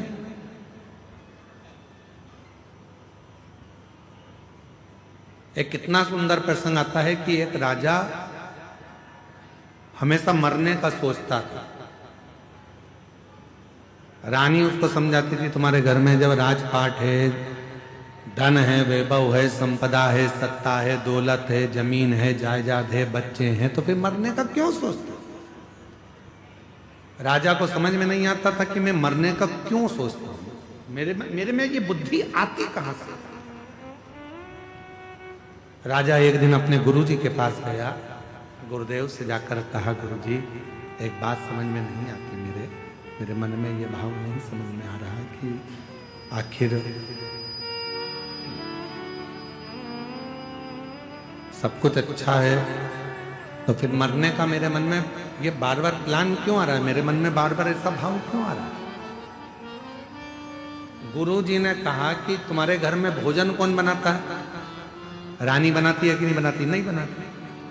कौन बनाता है, तो कि एक सेविका आती है, एक दासी आती है, वो भोजन बनाने वाली दासी सेविका भोजन बनाती है। अच्छा पता करो उस सेविका को कोई तकलीफ तो नहीं है।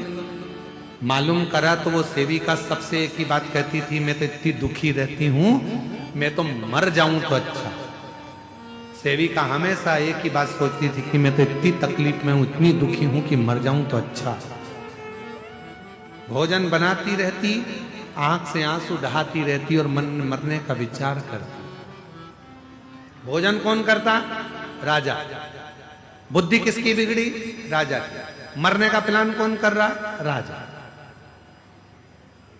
राजा सेविका को बुलाकर पूछे कि तुम भोजन बनाती हो और तुम्हारे मन में ये अलग अलग भाव आते रहते हैं मरने के, क्यों? कहा मैं दुखी हूं, तकलीफ में, कष्ट में, इसलिए मैं मरने का विचार करती रहती हूं महाराज। राजा ने उस सेविका को निकाल दिया, भोजन रानी बनाने लगी। राजा की उम्र के लिए सोचती थी मेरा पति खूब जिए, खूब आनंद में रहे, स्वस्थ रहे, खुश रहे।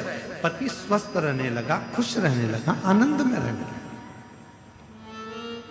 मेरी जीजियों, मेरे जीजाओं, मेरी बेटियों, बेटाओं, मेरी माताओं, एक निवेदन आपसे करें, भोजन बनाओ, मना नहीं है। भोजन बनाने वाले तुम्हारे घर में आए, मना नहीं है, पर भोजन बनाने वालों से एक बात जरूर करा करो कि जब तुम भोजन बनाओ तो भगवान का भजन गाते हुए बनाओ, जिससे हमारे घर में भी भगवत कीर्तन स्मरण होता है, भगवत नाम चले।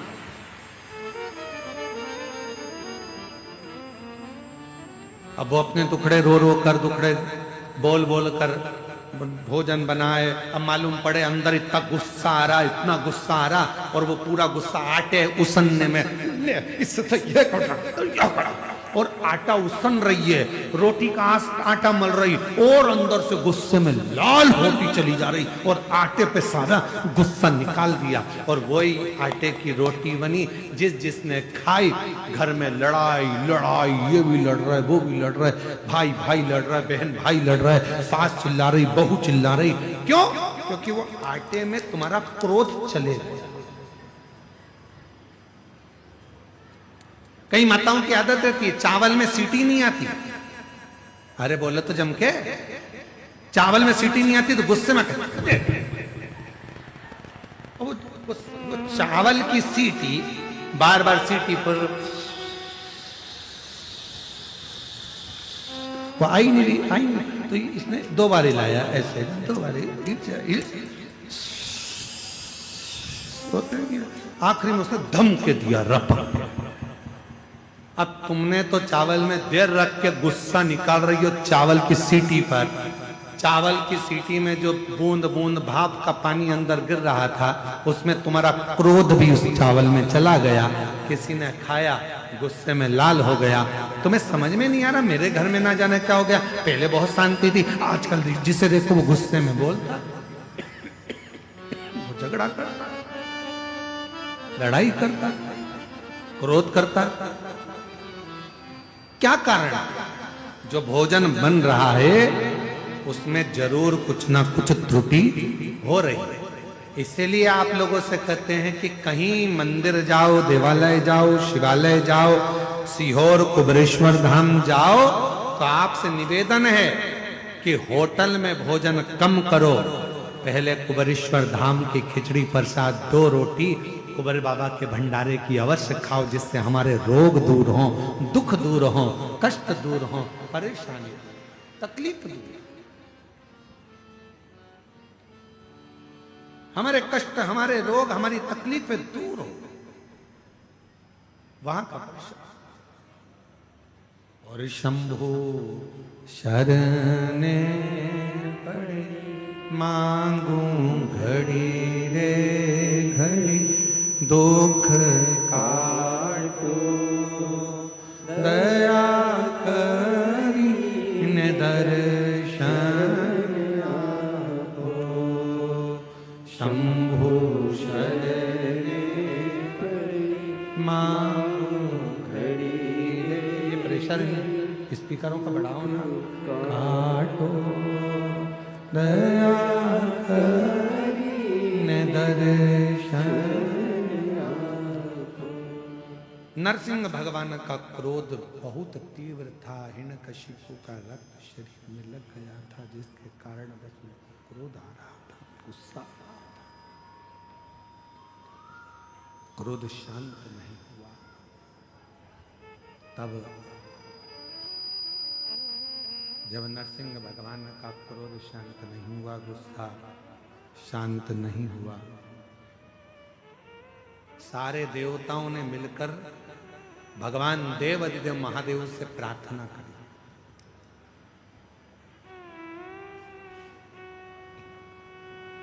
एक कथा है प्रत्यग्र माता की। कथा के प्रारंभ में कहा है दो देवी हैं, उन दोनों का जल यदि आप उनका नाम भी पुकार देते हो, हम तो यहां तक कहेंगे अगर किसी को बहुत गंदे गंदे स्वप्न आते हो, बहुत गंदे स्वप्न, हर कुछ दिख रहा है, सांप दिख रहे हैं, मौतें दिख रही है, कहीं कुछ दिख रहा है, एक्सीडेंट दिख रहा है, अपने ही मालूम पड़े पति के बारे में ही गलत देख लिया, पत्नी के लिए गलत देख लिया, माँ बाप के लिए गलत देख लिया, भाई बहन के लिए गलत देख लिया।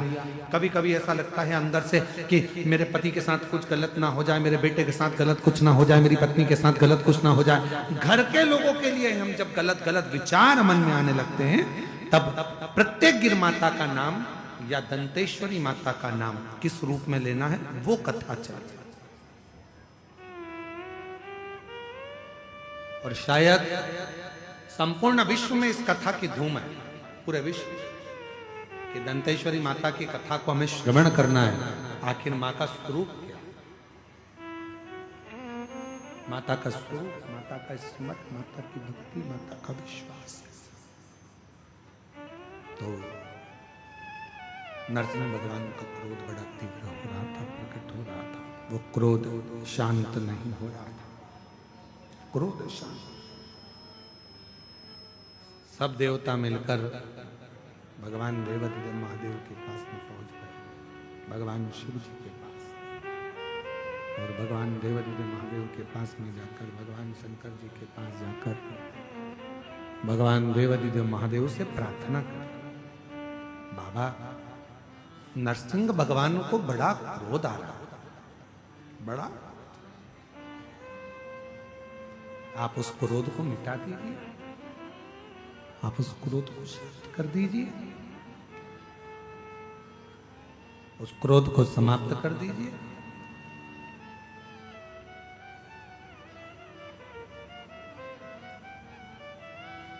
शंकर भगवान बोले, नरसिंह भगवान ने जो रूप रखा है, सारे देवताओं को शामिल कर कर नरसिंह भगवान इस पवित्र रूप को धारण करें।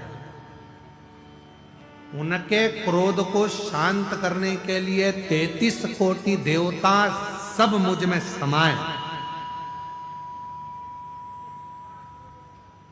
33 कोटि देवता सब मुझ में समाये। मैं एक पक्षी का रूप रखता हूं और नरसिंह भगवान को पक्षी का रूप रखकर अपने पंजे में उठाकर अलकनंदा नदी में ले जाकर डाल देता हूं। पक्षी का सारे देवता राजी हो गए। अब नरसिंह भगवान से उनके सामने क्रोध को शांत करने के लिए शंकर भगवान श्रंभेश्वर महादेव बन गए। बोले श्रंभेश्वर महादेव की। भगवान शंकर का एक ऐसा स्वरूप, मुख है शेर का, शरीर है मनुष्य का, और पंख बने हैं दो उड़ने के, शरंभ पक्षी। मेरे देव अधिदेव महादेव ने देखा कि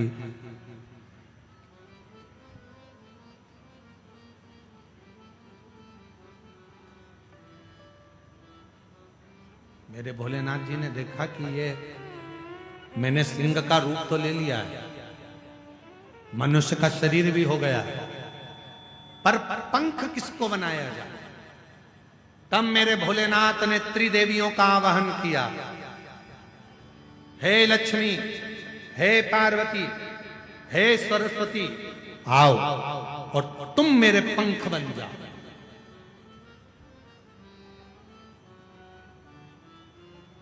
तीनों देवियों ने मिलकर शालिनी और प्रत्यंगिरा माता उनके पंख बनकर उड़ने लगे।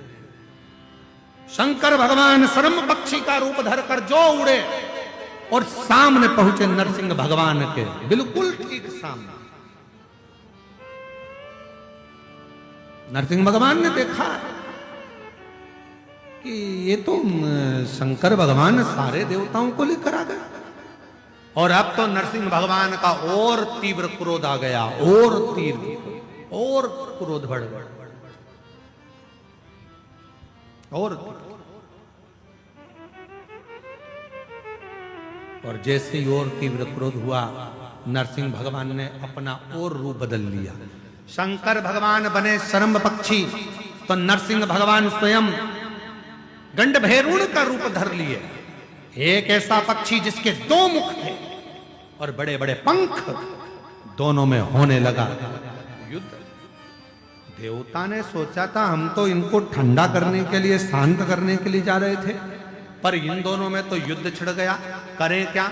उसी समय मां सरम्ब पक्षी के उस पंख के रूप में जो मां प्रत्यंगिरा माता थी, उसी समय पर उन्होंने अपना स्वरूप अलग किया, और जैसे एक सिंह का मुख होता है, सिंह का मुख है, नारी का स्वरूप है, और मां उसी पल प्रत्यंगिरा माता के रूप में प्रकट हो गई।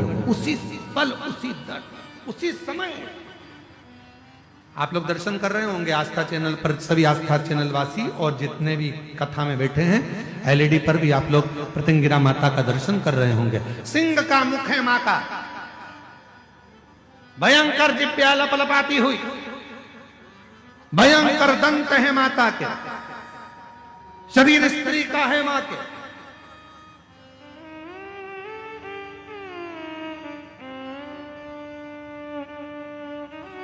जो देखा,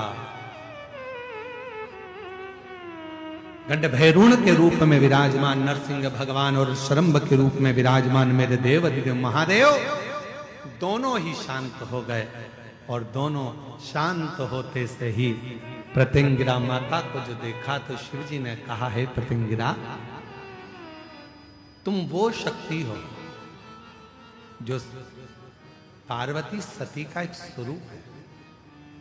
तुम्हारे दंत का दर्शन एक प्रत्यंगिरा के रूप में होगा, और सुनो प्रत्यंगिरा, जहां मेरी आद्य शक्ति सती का पूरा स्वरूप जब पूर्ण तरह से भगवान नारायण के चक्र द्वारा खंडित कर दिया जाएगा, जिस स्थान पर मेरी सती के दंत गिरेंगे, वो प्रत्यंगिरा तुम्हारा ही एक बल स्वरूप दंतेश्वरी के रूप में पूजा जाएगा।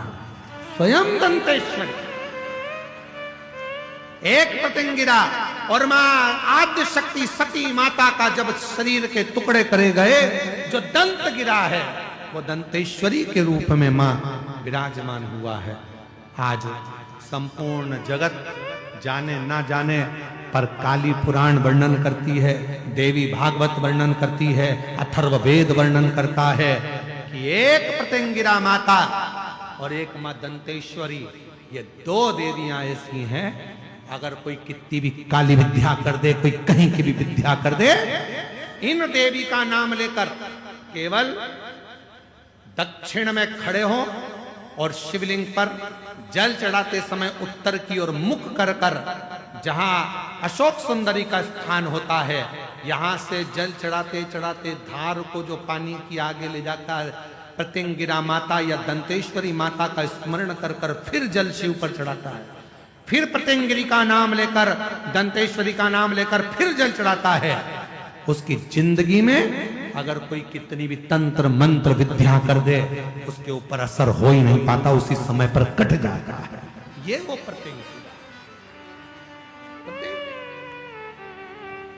यहां तक वर्णन आता है महाराज, जिस नारी के, जिस स्त्री के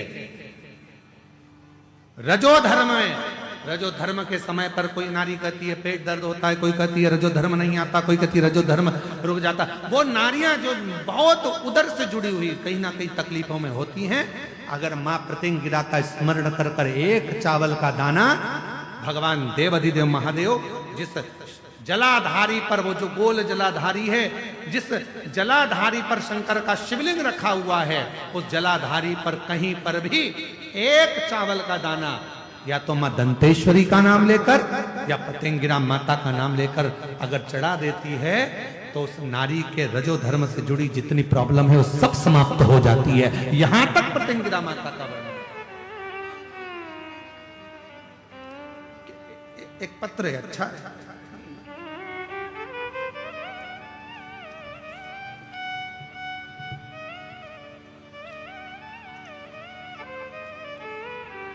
संतोष बिसाई, संतोषी बिसाई, दिलीप बिसाई, ग्राम पढ़ना जरा जल्दी बोलो पढ़ के। भेजरी पदर, भेजरी पदर, ठीक है, सही पढ़े हैं, ठीक है। आगे बोलो। बक्का वंड, बकावंड, ठीक है। जगदलपुर से आई है, कहीं बैठी हो तो हाथ हिला सकते हैं। संतोषी बिसाई, दिलीप बिसाई, देश देश देश देश देश देश, जगदलपुर, ठीक है। कहीं बैठे हो तो हाथ हिला सकते हैं। और अगर आई हो तो बेलपत्र लेने के लिए आ जाओ, आ जाओ, बेलपत्र लेने के लिए भी आ सकते हैं। मेरी बड़ी बहन भीमवती सेठिया, ग्राम मार्केल नगर नार का दोनों किडनी खराब हुआ था। विशाखापट्टनम में इलाज होने के पश्चात किडनी दोनों खराब हो गई थी और विशाखापट्टनम में इलाज होने के पश्चात डायलिसिस चल रहा था। डायलिसिस चालू हो गया, हफ्ते में 2-3 बार डायलिसिस होता। मेरे पति ने अपने दोस्तों को सीहोर से रुद्राक्ष मंगाकर प्रतिदिन शिवलिंग पर जल चढ़ाकर प्रतिदिन जल को पिलाना शुरू किया, तो डायलिसिस करना बंद हो गया है। मैं बाबा को यहाँ प्रणाम करने के लिए आया हूँ। अर्थात आपका विश्वास, आपकी दृढ़ता, आपका भरोसा। शंभो शंभो शंभो शंभो शंभो शंभो। आपका विश्वास, आपका भरोसा, आपकी दृढ़ता रोग से मुक्त कर दे।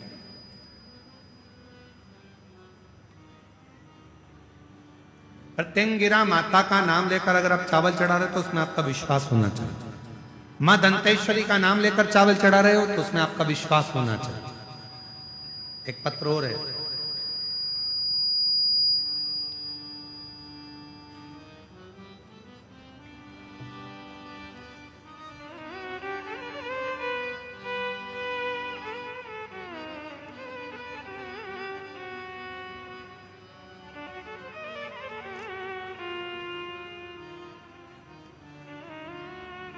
मेरा नाम कुंती साहू है, पति श्री शैलेंद्र कुमार साहू है, ग्राम सरोना, जिला कांकेर के निवासी हूँ।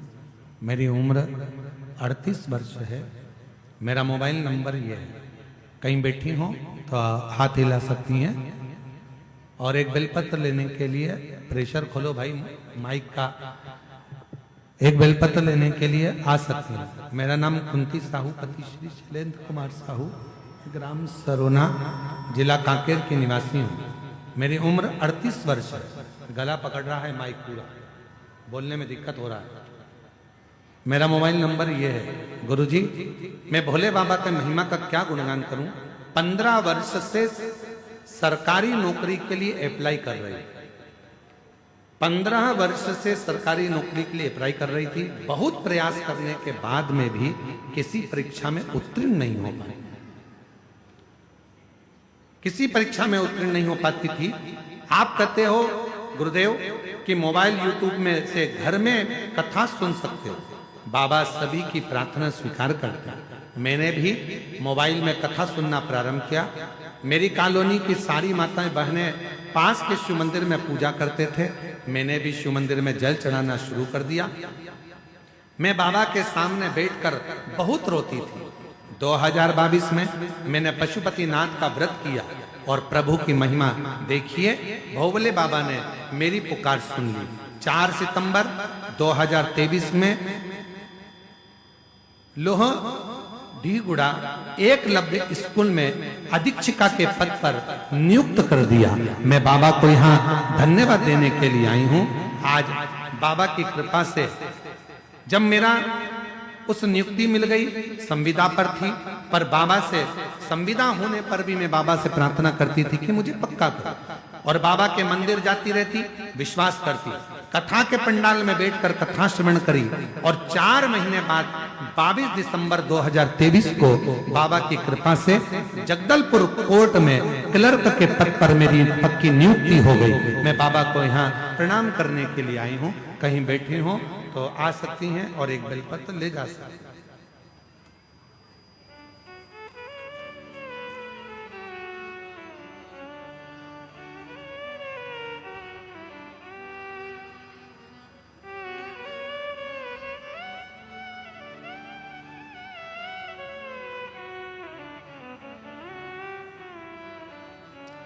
और तेरी कृपा का क्या है भरोसा, कब किस पर हो जाए, जरा सी हम पर कर दो, जरा सी हम पर कर दो। तेरी कृपा का क्या है भरोसा, कब किस पर हो जाए, जरा सी हम पर कर दो, जरा सी हम पर कर दो। जिस पर भी हो गई तेरी कृपा करुणा, हो भव पार हुआ, भव पार हुआ, पापी हो चाहे। ये माता जी का दोनों किडनी खराब है, डायलिसिस चल रहा था, 1 हफ्ते में 3-3 बार होता, और शिव जी की कृपा से आज एक भी डायलिसिस की जरूरत नहीं है। किडनी ने काम करना प्रारंभ कर दिया। जोरदार ताली। माँ ऐसे हाथ हिला दो एक बार। हर हर महा करुणा भव पार हुआ, भव पार हुआ, पापी हो चाहे जितना, उसका भी बाबा उद्धार हुआ, उद्धार हुआ। गण का जैसे तेरे मन को भाई, जरा सी हम पर कर दो, जरा सी हम पर कर दो। शिव पर अगर हम भरोसा करते हैं, भगवान शंकर पर यदि आपका और हमारा भरोसा होता है तो शिव उसको स्वीकार जरूर करता है। आपका भरोसा कितना है शंकर जी पर, आपका विश्वास कितना है शिव जी पर, ये आपके ऊपर निर्भर करता है। प्रत्यंगिरा माता, बोलो कौन सी माता? जम के बोलो। प्रत्यंगिरा। आस्था पे फोटो चल रहा प्रत्यंगिरा माता और दंतेश्वरी माता। जितने सामने से रहकर यदि कोई तकलीफें हमको भेजता है या सामने से रहकर कोई तकलीफें आती हैं, ये दोनों देवी उसको काट देती। छत्तीसगढ़ वालों, तुम्हें गौरव होना चाहिए, बस्तर के रहवासियों को गौरव होना चाहिए कि तुम मां दंतेश्वरी की गोद में रहते हो। मां दंतेश्वरी की गोद।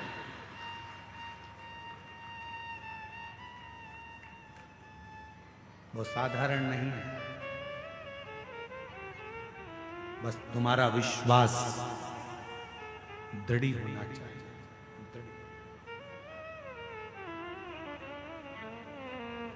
और निवेदन करूं आप सभी को, बोलूं मैं इस व्यासपीठ से वर्णन करूं, आप सबको निवेदन करूं कि यहां तक यदि